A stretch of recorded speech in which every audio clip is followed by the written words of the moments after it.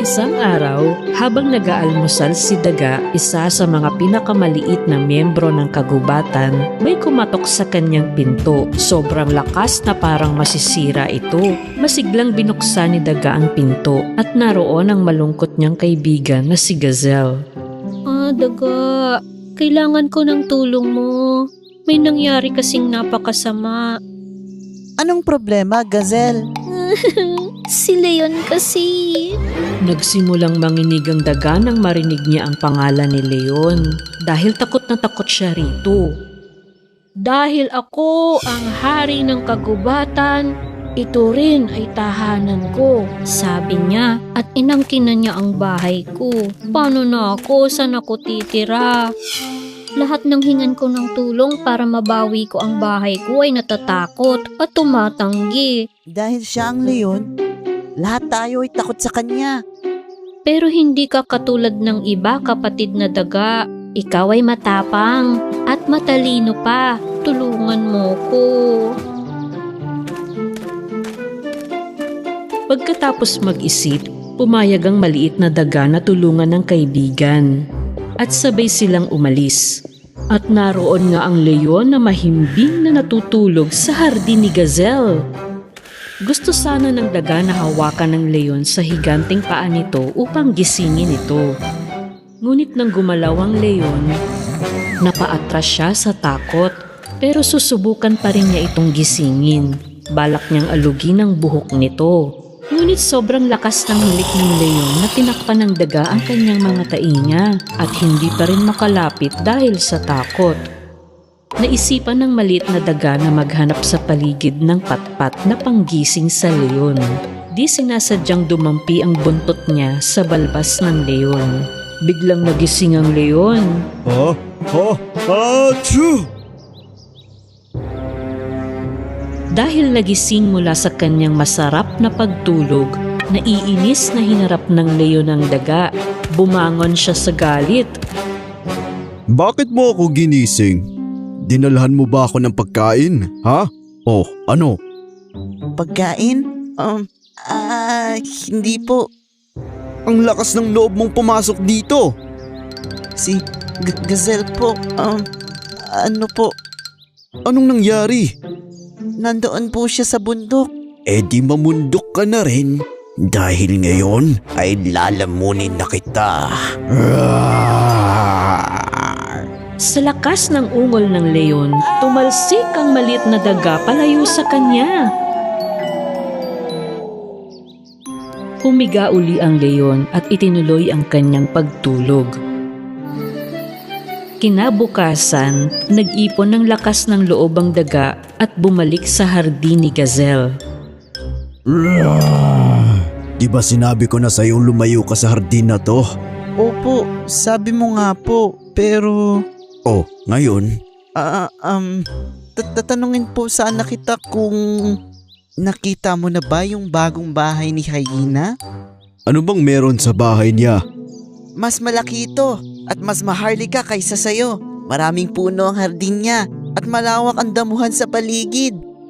Oh, talaga? Gusto tuloy makita ng leon ang bahay na iyon na mas maganda kaysa sa bahay ni Gazelle. Sige nga, dalhin mo ko sa maluwalhating bahay ni Hyena. Kahit na nanginginig sa takot, sinamahan niya ang leon. Ilang sandali pa ay narating na nila ang bahay ng Hyena.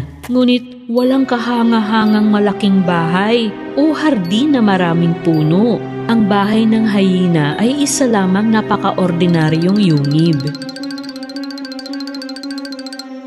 Sinungaling ka, Daga! Kakainin kita!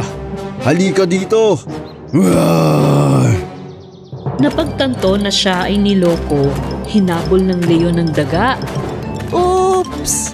Tumatakbo ang leon sa ibabaw ng mga troso habang tumatakbo naman ng Daga sa loob ng mga troso. Nang mahuhuli na ng leon ang buntot ng Daga, mabilis na umakyat sa puno ang maliit na Daga.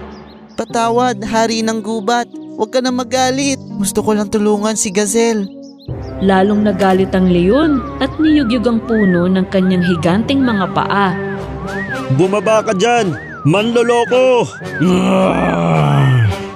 Malapit na sanang mahulog ang daga mula sa umaalog-alog na puno nang mapadaan ang isang kawan ng mga hedgehog sa may paa ng leon.